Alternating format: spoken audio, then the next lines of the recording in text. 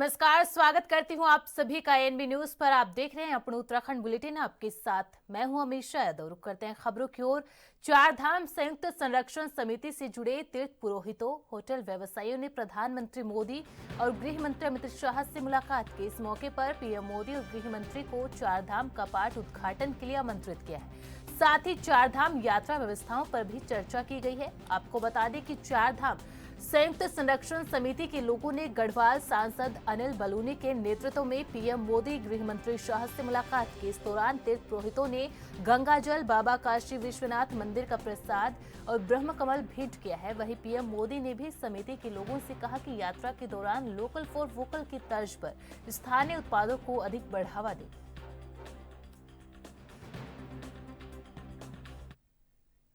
उत्तराखंड चार धाम की यात्रा साल 2024 के नवंबर महीने में संपन्न होने के बाद शीतकालीन चार धाम यात्रा जोरों शोरों से चल रही है। अभी तक 31,000 से अधिक श्रद्धालु शीतकालीन चार धाम यात्रा के दर्शन कर चुके हैं। वहीं साल 2025 में अप्रैल मई महीने में चार धाम की यात्रा शुरू होने जा रही है। ऐसे में आगामी चार धाम यात्रा की तैयारियों में उत्तराखंड सरकार और बद्री केदार मंदिर समिति जुट गए हैं। इसी कड़ी में बीकेटीसी ने चार धाम यात्रा को लेकर 7 भाषाओं में पुस्तिका और कैलेंडर तैयार किया है, जिसका मुख्यमंत्री पुष्कर सिंह धामी ने बीते दिन विमोचन किया।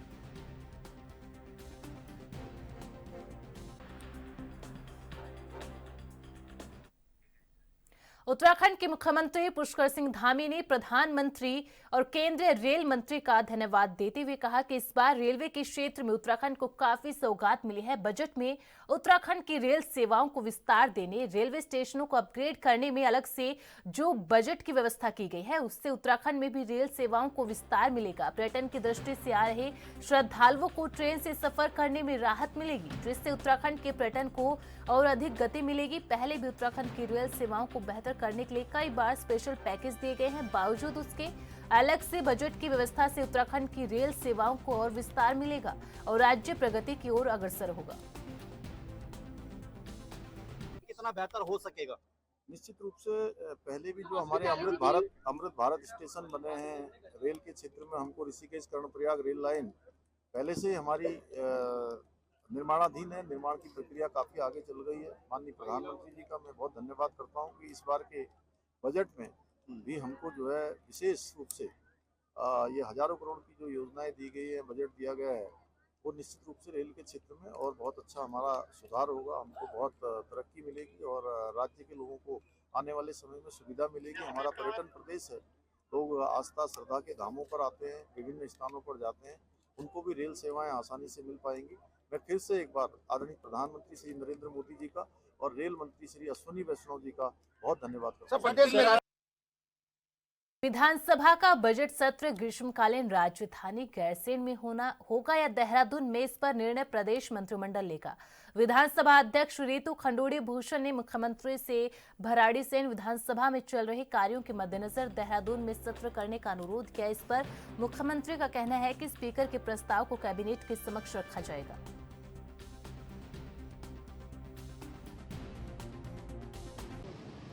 उत्तराखंड में विधानसभा के लिए बजट सत्र होना है और अगर बात करें विधानसभा में जो बजट सत्र होगा वह अभी उस पर संशय बरकरार है कि वह होगा कहाँ।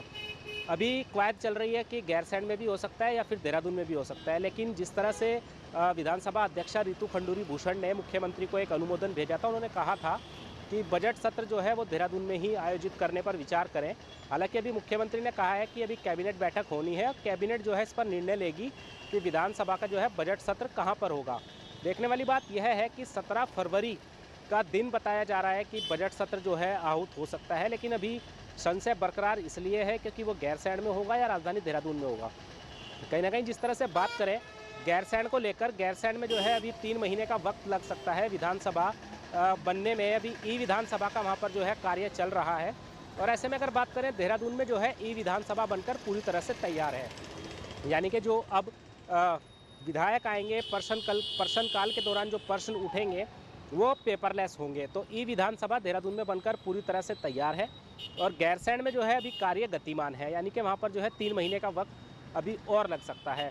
तो देखने वाली बात यह है कि संभवतः उत्तराखंड की राजधानी देहरादून में ही जो है बजट सत्र आहूत हो सकता है। ऐसा जो है विधानसभा अध्यक्षा ने भी संकेत दिए हैं। देहरादून से कैमरा पर्सन दिनेश कुमार के साथ अभिनव नायक, एएनबी न्यूज।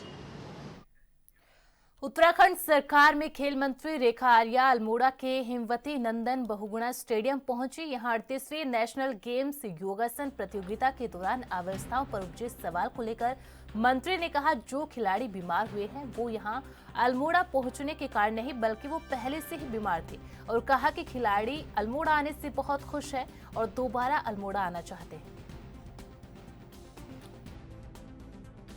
ये कह सकती हूँ कि अल्मोड़ा में योगासना को लेकर माननीय मुख्यमंत्री जी के सहयोग के साथ में अपने पहाड़ी जनपदों में 38 नेशनल गेम का इवेंट रखवाने का एक संकल्प लिया गया, और उस संकल्प को आप हम सब लोग शिखर तक में पहुंचते हुए आज लगातार हम देख रहे हैं। निश्चित रूप से पहाड़ों पर चाहे वो कोई सी भी खेल एक्टिविटी हो या कोई और भी ऐसी कोई चीज़ हो, जब पहुंचाई जाती है तो बहुत लोगों को ये लगता है कि ये व्यवस्था केवल मैदान तक सीमित रहनी चाहिए। मुझे लगता है कि शायद इसके पीछे सिर्फ इतना ही वो है कि यदि यही चीज़ मैदान में हो जाती तो सब चीज़ ठीक थी, यही चीज़ यदि पहाड़ पे हो रही है तो कई प्रकार की दिक्कतें हैं। तो कई लोग पहाड़ विरोधी मानसिकता के होते हैं, लेकिन जिस प्रकार से सुबह के जो समाचार मुझे प्राप्त हुए हैं जिसमें 20 लोगों के अस्वस्थ होने की जानकारी थी, निश्चित रूप से मैं उसके बाद से बहुत चिंतित हुई। उसका पूरा संज्ञान लिया गया और आज मैं उन्हीं बच्चों से या बच्चियों से मिलने आई। तो सबसे पहले बात तो ये बताना चाहूँगी कि 20 लोग तो बिल्कुल नहीं थे। अल्मोड़ा के हिमवती नंदन बहुगुणा स्टेडियम में पिछले 4 दिनों से चल रहे 38वीं नेशनल योगासन प्रतियोगिता, जिसमें 22 राज्यों के 171 खिलाड़ियों ने विभिन्न योगासन विधाओं में अपने हुनर का प्रदर्शन किया, और पदकों में प्रथम स्थान पश्चिम बंगाल 3 गोल्ड मेडल 1 सिल्वर, द्वितीय स्थान Haryana 1 gold medal 3 silver medal 2 bronze medal, और वही तीसरे स्थान उत्तराखंड जिसने 1 गोल्ड मेडल 3 सिल्वर और 1 ब्रोंज मेडल हासिल किया। इस अवसर पर कैबिनेट मंत्री रेखा आर्या ने कहा कि अल्मोड़ा में आयोजित राष्ट्रीय योगासन प्रतियोगिता से सिद्ध हो गया कि संकल्प से शिखर तक को आज मोहर लगी है। देखिए, आज योगासना का जनपद अल्मोड़ा में लगातार 4-5 दिनों के कार्यक्रम जो योगासना के रूप में विभिन्न प्रतियोगिता 22 राज्यों के योगासना के एथलीटों ने प्रतिभाग करके जिस प्रकार का यहाँ का खेल का वातावरण बनाया है, एक कोशिश जो राज्य सरकार की है कि हमारी देवभूमि जो है, सैन्य भूमि जो है, खेल भूमि बने, तो जनपद अल्मोड़ा में भी इसकी शुरुआत हो चुकी है और जगह जगह के जनपदों में इसकी शुरुआत हो चुकी है, यानी कि पूरा प्रदेश खेल के उत्सव से जुड़ गया है। तो मैं समझती हूँ कि समापन भी बहुत शानदार है और उत्तराखंड निश्चित रूप से योगासना के परिप्रेक्ष्य में कई मेडल भी लेकर आया है, जो कि हम सब के लिए उत्साह का विषय है। लेकिन योगा का भविष्य निश्चित रूप से, मैंने अभी आपसे कहा कि योगासना अपने 3 राष्ट्रीय खेलों का दौर क्रॉस कर चुका है, अब वो एशियन गेम्स की ओर बढ़ रहा है। मैं उसकी भविष्य को ओलंपिक तक देखती हूँ। मेरी ओर से बहुत शुभकामनाएं हैं। केंद्रीय बजट पर उत्तराखंड के वित्त मंत्री डॉक्टर प्रेमचंद अग्रवाल ने कहा, यह बजट भारत को विश्व के अग्रणी देशों की पंक्ति में खड़ा करने में मददगार साबित होगा। उन्होंने बताया कि उत्तराखंड के लिए भी इसमें महत्वपूर्ण योजनाएं हैं। यह बजट उत्तराखंड के लिए भी खास है क्योंकि राज्यों के पूंजीगत विकास के लिए 1.5 लाख करोड़ रुपए का प्रावधान किया है। विशेष रूप से हमारे यहाँ सड़क, बिजली, पानी, ये 3 मूलभूत समस्याएं हमारे प्रदेश की सदा रही है। और मैं धन्यवाद कर रहा हूं फिर अपने माननीय प्रधानमंत्री जी का कि आज उत्तराखंड में जाल बिछा है सड़कों का। चाहे यहाँ से अब नई बात करें, दिल्ली से भी देहरादून जिसका भी उद्घाटन होना है, जो 2.5 घंटे में हमें आप दिल्ली से यहाँ पहुंचाएंगे या यहाँ से दिल्ली जाना होगा, और यहाँ से वाया हरिद्वार जाएं तो क्या हालत थी पहले, क्योंकि मैं तो ऋषिकेश का विधायक हूँ, मैं जानता हूँ क्या स्थिति थी। आज उनकी बात करें, जगह जगह ओवर ब्रिजेस की बात करें, और उसके साथ साथ जो एलिवेटेड रोड्स बन रहे हैं, और यहाँ छोड़िए आप पहाड़ों पे जाइए, इतनी सुंदर सड़कें कहीं शायद और हो, हम तो कहते हैं सब जगह है, लेकिन हम अपनी बात करें तो बहुत सुंदर सड़कें हैं। सड़क, बिजली की बात करें, पहले जहां बिजली बिल्कुल नहीं थी, तो आज चाहे सौभाग्य योजना के माध्यम से किसी भी माध्यम से बिजली भी गई है। पानी की मैं बात कर रहा हूँ, जल जीवन मिशन, उसके लिए हमने अनुरोध किया था, क्योंकि ये जो 31 मार्च 2025 तक की मियाद थी इस योजना को पूरा करने की। अभी हमारे यहाँ लंबित है वो योजनाएं। पहाड़ पे आप जानते हैं कि थोड़ा सा मैदान से अलग हम कह के इस बात को इसीलिए कहते हैं कि थोड़ा फर्क है उस बात में, और वो यदि स्कीम यहाँ समाप्त हो जाती तो हमें नुकसान होता, फिर वो जितना काम पेंडिंग था वो सीधा सीधा राज्य सरकार को उसमें भरपाई करनी पड़ती। लेकिन हमारे उस आग्रह को उन्होंने स्वीकार किया। 4,000 करोड़ रुपए का सीधा फायदा हमें हो रहा है लगभग। तो आप देखिए, ये भी हमारी बात तो उन्होंने स्वीकार की। यदि मैं कहूँ AI, आर्टिफिशियल इंटेलिजेंस, मैंने अपनी पुस्तिका दिखाई, इसमें बहुत साफ शब्दों में मैंने उसकी मांग की थी, वो भी उसमें भी प्रोविजन किया गया है। तो हमारे खबरों का सिलसिला जारी रहेगा, रुकते एक छोटे से ब्रेक के लिए।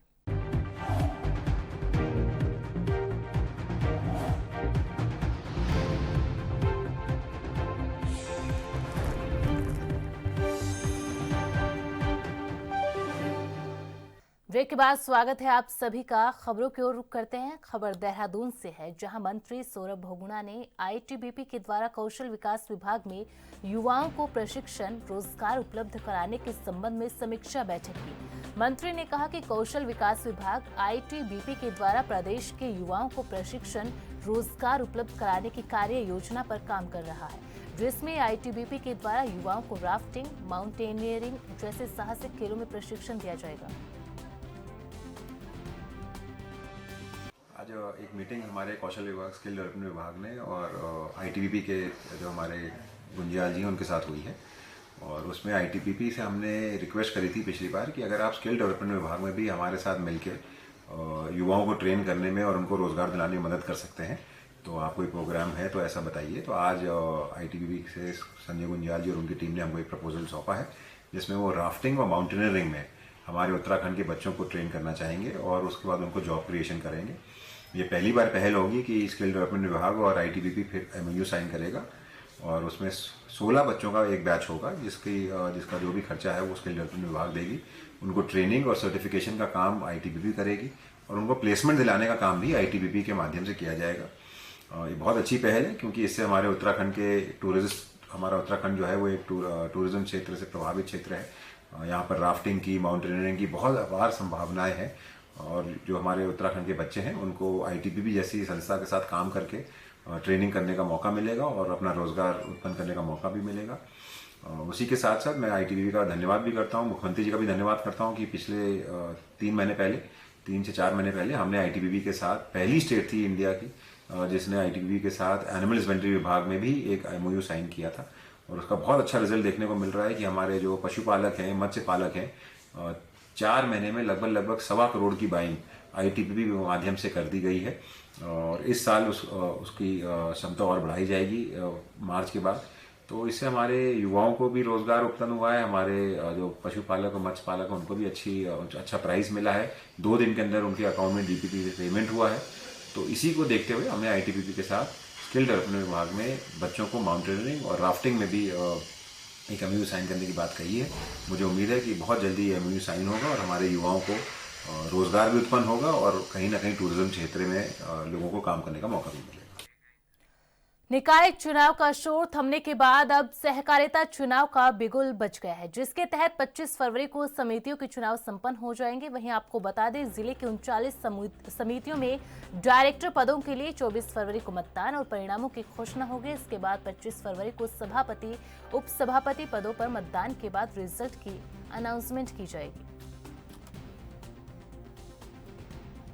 निकाय चुनाव के परिणाम आ चुके हैं। कांग्रेस पार्टी ने पूरे प्रदेश के अंदर अच्छा प्रदर्शन किया है। भले ही 10 नगर निकाय चुनाव में कांग्रेस पार्टी जीत न सकी हो, लेकिन निकट मुकाबले में हम चुनाव हारे हैं, और हार जीत के कारणों की समीक्षा पार्टी कर रही है। और अब सहकारिता के चुनाव होने हैं। सहकारिता के चुनाव लगभग 1.5 साल से सरकार टाल रही थी। प्रशासकों के सहारे वहाँ कामकाज कर रही थी और पहले भी सहकारिता के चुनाव सरकार ने घोषित किए थे और ऐन वक्त पर जो है सहकारिता के चुनाव टाल दिए गए थे। अब फिर से सहकारिता चुनाव की तिथियां घोषित हुई हैं। कांग्रेस पार्टी की पहले से तैयारियां पूरी हैं। आदरणीय प्रदेश अध्यक्ष कर्ण महाराज जी ने सहकारिता के लिए सभी जिला प्रभारियों की घोषणा पहले ही कर दी थी। वो इस पर बारीकी नजर रखे हुए हैं और कांग्रेस प्रदेश कार्यालय को जो है पूरी रिपोर्ट उपलब्ध करा रहे हैं। कोई कसर सहकारिता के चुनाव में नहीं छोड़ेंगे और पहले भी सहकारिता में कांग्रेस का प्रदर्शन बहुत अच्छा रहा है और मुझे उम्मीद है इस बार सहकारिता चुनाव में भी कांग्रेस पार्टी जो है बहुत अच्छा प्रदर्शन करेगी और जीत का परचम लहराएगी। खबर उत्तराखंड के जसपुर से है, जहां मुख्य विकास अधिकारी मनीष कुमार और अपर जिलाधिकारी अशोक कुमार जोशी ने तहसील दिवस में जनता दरबार लगाया, जिसमें दूर दराज क्षेत्र से पहुंचे फरियादियों की समस्याएं सुनी।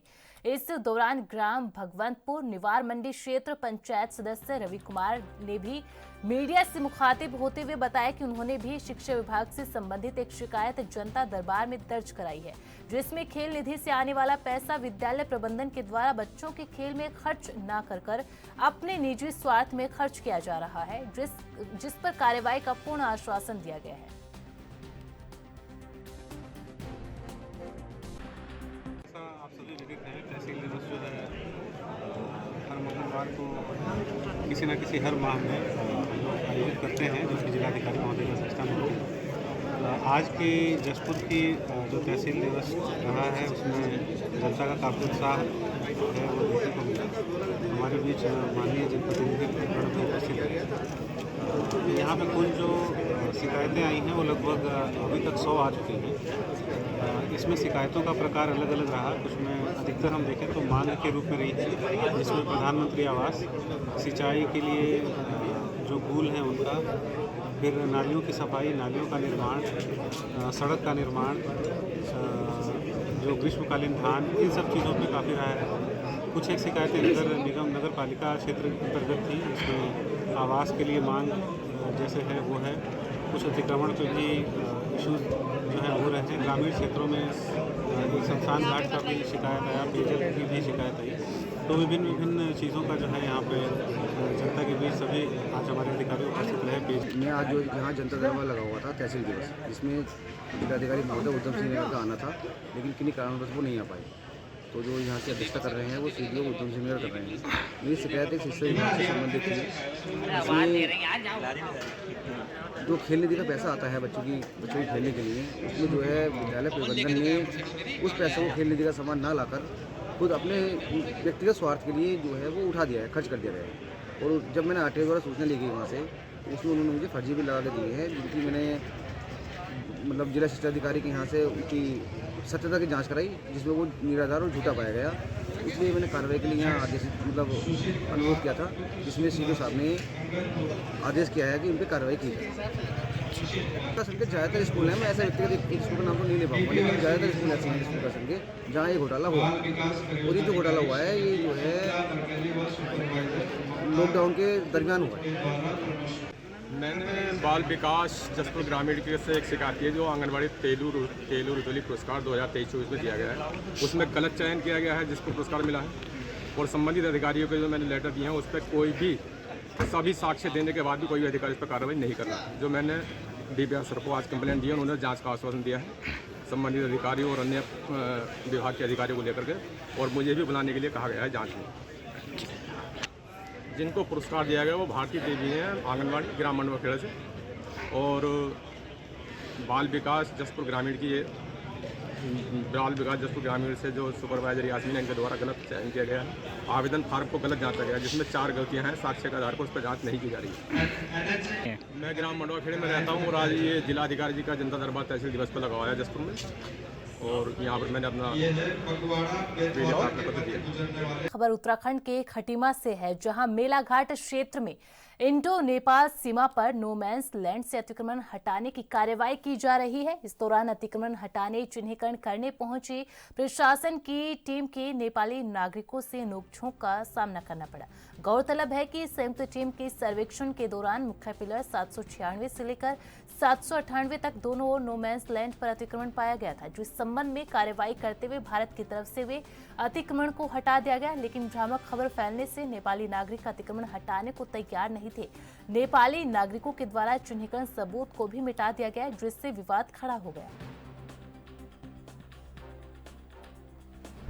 जिला प्रशासन द्वारा सभी एजेंसीज के साथ, फॉरेस्ट के साथ, पुलिस के साथ और एसएसबी के प्रतिनिधियों के साथ सर्वे किया जा रहा है। जो no man's land, Indian side वाली नो मैंस लैंड है, उसको क्लियर करवाया जा रहा है। नेपाल की मीडिया में जो आ रहा है वो लोगों को भ्रमित करने के लिए है। आज भी हमारी बात हुई है पब्लिक के साथ में, तो पब्लिक ने इस चीज़ को अप्रिशिएट किया है कि उनके साथ कुछ गलतफहमी हो गई थी। नेपाल साइड में हम लोग कुछ नहीं कर रहे। जिला प्रशासन की टीम और हम उनके साथ मिल करके इंडियन साइड की जो नो मैंस लैंड है उसको हटा रहे हैं। जो नोमैंस लैंड है उसको क्लियर करने के लिए इंडियन साइड में हम जहाँ भी इंक्रोचमेंट किया गया उसको हटा रहे हैं। या लगातार आज हमारा तीसरा दिन है। यहाँ पर हमारा एसएसबी कमांडेंट साहब और पूरी एसएसबी की टीम हमारे साथ है, पुलिस फोर्स है, वन विभाग की टीम है, हमारी राजस्व विभाग की खुद की टीम है। तो हम इंश्योर कर रहे हैं कि जो हमारा जितना भी नोमैंस लैंड है, जो इंडियन साइड से जो भी इंक्रोचमेंट है उसको क्लियर कर दें, ताकि रिपोर्ट हम आगे तक भेज सकें। लेकिन नेपाली मीडिया के कुछ पत्रकार में से बोल रहे थे कि आपने बिना बताए ये सब कर दिया है, और उनके विधायक जी भी आए थे। तो हमने उनको समझा था कि भाई नो मैंस लैंड किसी का एरिया नहीं होता, 10 गज इधर 10 गज उधर। यहाँ पर जीरो एक्टिविटी जोन होता है, जहाँ पर कोई भी ना नेपाली साइड से ना इंडियन साइड से कुछ भी काम किया जा सकता है। तो लिहाजा उसको हम सिक्योर कर रहे हैं। तो वो बात समझ गए थे, और अगर जरूरत पड़ेगी तो नेपाली अथॉरिटी से हम नेगोशिएशन टेबल में बात भी कर लेंगे। बुलेटिन में फिलहाल इतना ही। आप बने रहे एएनबी न्यूज के साथ। नमस्कार।